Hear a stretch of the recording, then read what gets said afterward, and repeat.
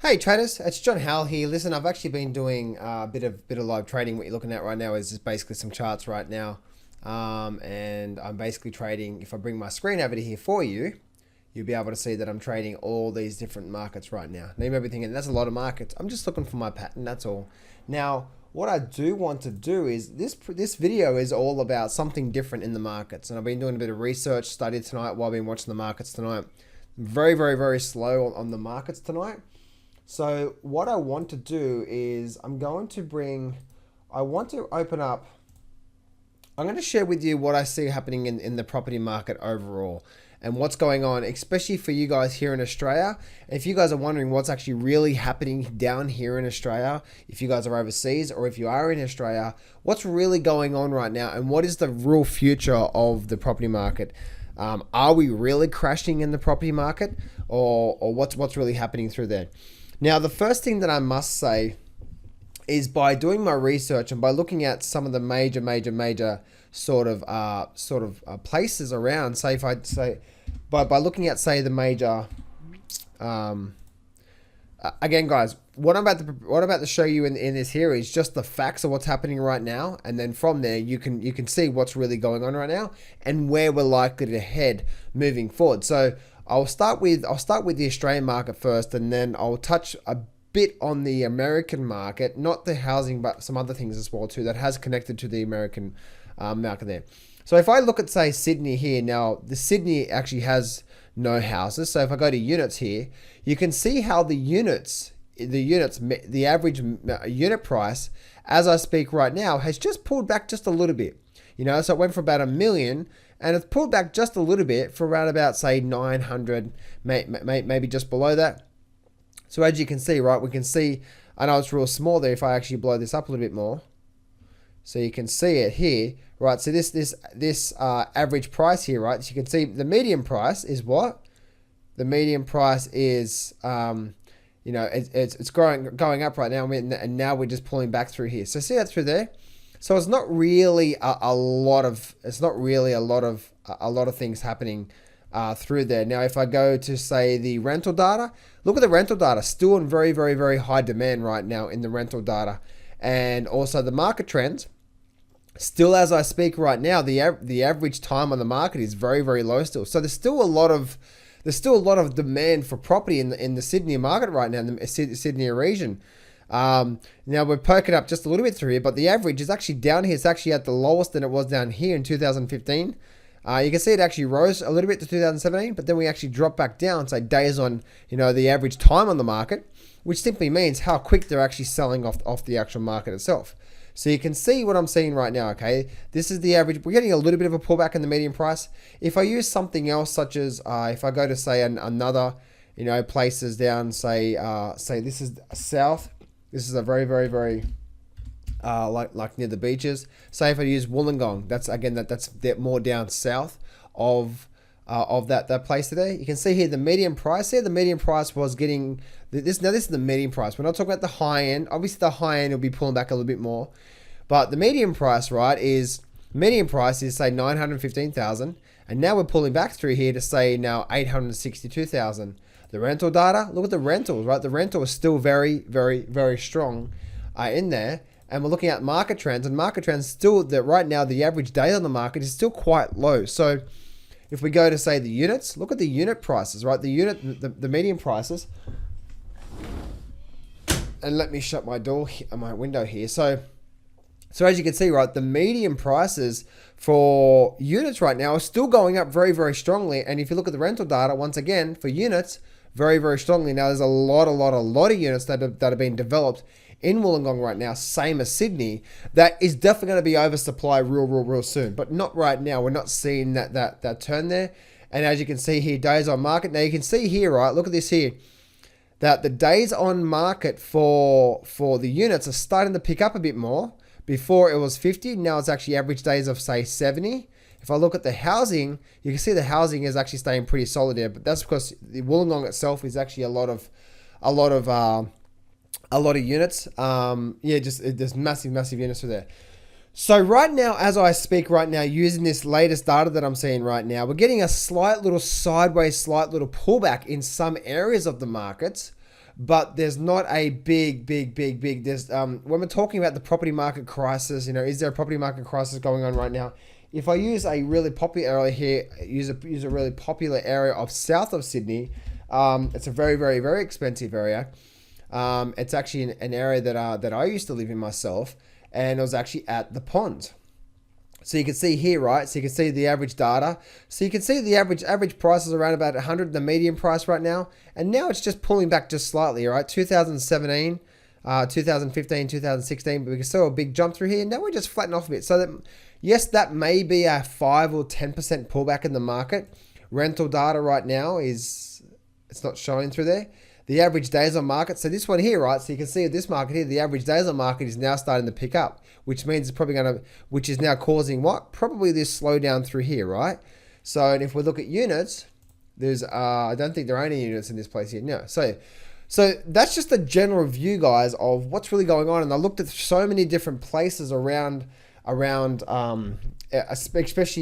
in the New South Wales region, which is the Sydney region, or the Sydney sort of state. And so on and so forth. And that's what I'm seeing right now when it comes to the Sydney. I'm not sure about Melbourne prices, and I'm not sure about Queensland prices, but when it comes to Sydney, which is obviously the financial hub of Australia, that's what we're seeing here with the housing prices, where the housing prices really, they're not slowing down as much as people think. Yes, we may be getting a 10 to 15% correction on the high end because they may be bubbled too much, but they're just getting a little bit of a pullback. But the average median price is still pretty flat through there. So what would be causing this right now, and what is the future of the Australian market? Well, on the Australian property market. Now, if you own property in the property market, then what's coming up for the property market? Are we just going to continue up from here, or what's coming up? Well, firstly, if we go have a look at the inflation rates in Australia, we can see how they've been pretty steady for the last, say, I'll just do this, just say for the last 1 year. So this is the last 1 year through here. So they've been pretty steady throughout. We actually had a big drop down through here. The interesting thing is food cost. It actually says down, if I scroll down the bottom here, that food prices and non-alcohol beverages rose 1.6% faster than the et cetera. Right? So food seems to be going up a bit more, but everything else seems to be slowing down a bit more when it comes to inflation. And if I look at the last 10 years, right, inflation has actually been sort of we had a little bit of a pickup here, didn't we? But then we sort of flattened out here through 2000. We had a little pickup here in 2016 and flattened here. So right now, when we're looking at the Australian market, when it comes to the property market, what's going to cause the bubble to start pricking in the property market? Now, there is a bubble in the property market, but what's going to start to cause the reversal in the market and a pullback? Obviously, it's got to be interest rates. Now, one thing that interest rates are based on, right, is inflation. We can see here once again that the last 5 years, we actually been dropping down through here. So there was no reason for the Reserve Bank of Australia to actually raise interest rates. So therefore, the property market has been flattening out because there's been regulations come into it, but we haven't seen a crash. So, and the reason why they haven't been raising interest rates is because inflation has been actually quite sideways. We got a little bit of a pickup in 2016, but just been pretty flat ever since. So there's been real no demand for that. Now, I'm not sure what's going to cause the inflation to rise, but once it actually starts to do that, then we're going to start to raise interest rates. And if we have a look at our interest rates, this is our interest rate calendar here. And if we look at, say, this is 1 year through here. So you see it's flat last 5 years and the last 10 years. So you can see the last 10 years, right? We've been down here like just below 1 through here. As you can see, if we go back to here, you can see it's like 1.5. We've been down here, which is the lowest and the longest it's actually been sideways for all this time. So what's going to start to cause our interest rates here in Australia start to rise? Well, one of the things is going to be inflation in the markets, right? So it's going to start to rear its head. So until that happens, people that own property, yes, we may be getting a small little pullback, but we're not going to see a stock market. We're not going to see a property market bubble or property market crash. I wouldn't say it's probably going to be 12 months plus out when the property market actually does start to, yes, we're going to go through a GFC here in Australia. It's just going to happen, right? So we're actually low here. You see the interest rates. Once the interest rate starts to rise up, especially with all the debt that we actually have here in Australia when it comes to property especially, it's like, yes, that's when it's going to start to prick the bubble. We're going to start to do that. But right now, the statistics and the facts are is that, yes, we're slowing off a little bit, and we're calming down a little bit, but we're not getting a big decent pullback, and demand's still quite high. We're still getting like record for rentals and so on and so forth, and even some of the areas like Sydney, right? We're just getting that very, very, very big upward trend there. So you can see what's happening here with the interest rates. Once the interest rate starts to rise, it's not going to be the first interest rate that's going to start to prick the bubble. What you're going to see is it's probably the first interest rates. But when the first interest rate rise, that is going to be your clue. That's going to be your cue to say, okay, probably over the next 12 months to 2 years, we're going to start to see this property market start to pull back. Now, when is that likely to happen? Is when the Reserve Bank of Australia starts to really tighten up. When it starts to really tighten up the interest rates pretty quickly, just like they did in America.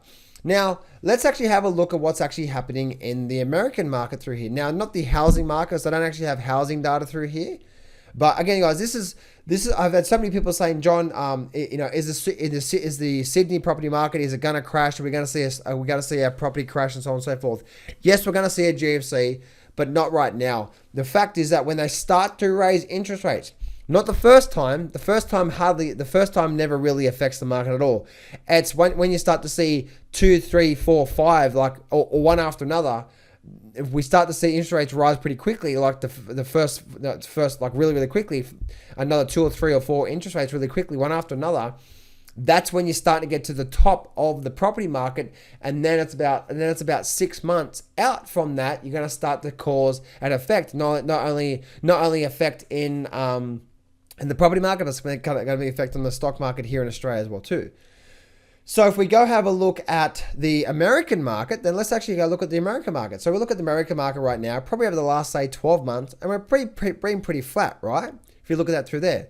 But if I bring you up, say, the last 5 years, or even last, say for the last 5 years, look what's been happening here. Now, why has America been actually slowly raising their rates?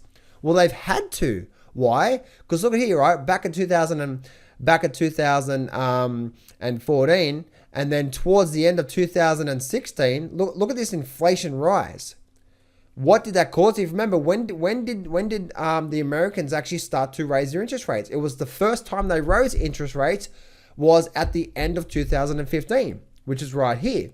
And then they didn't touch it. For majority of 2000. Then they didn't touch interest rates, as you can see, because inflation just stayed sideways. So they said, okay, we've kept it calm, we've kept it cool, we don't need to touch it anymore.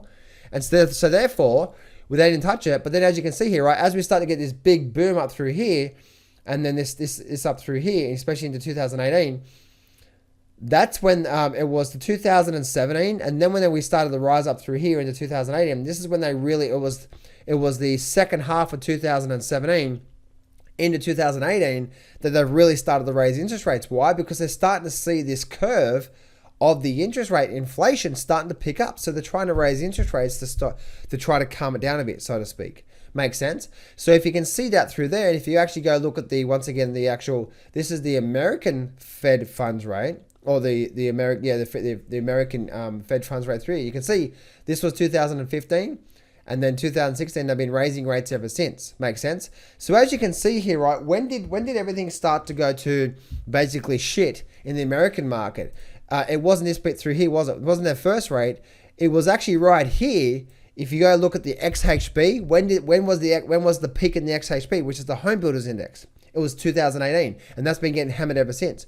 So you can see here, right, the first rate didn't do anything.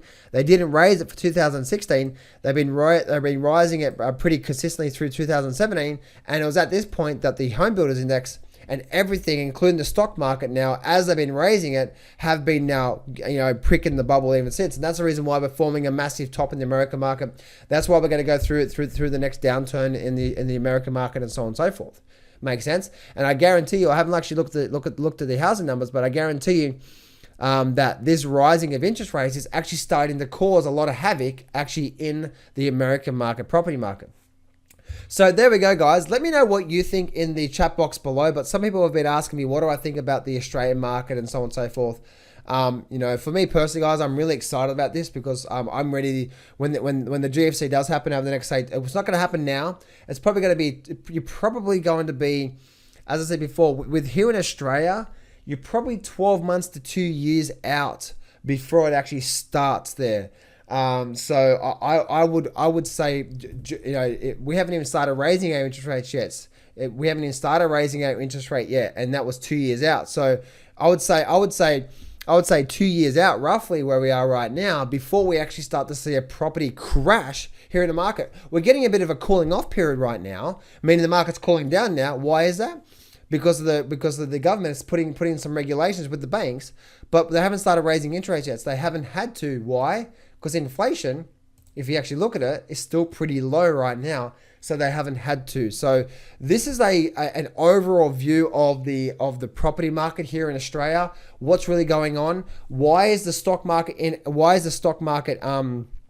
at a peak right now in the American market? What's causing them to wanting to raise interest rates in the first place? What's really going on here in Australia, especially in the property market? Here's some data as well too. And it just gives you a good overview of where we're headed as well too. So if you own property here in Australia, this is something to think about with that as well too. So let me know what you think in the chat box below.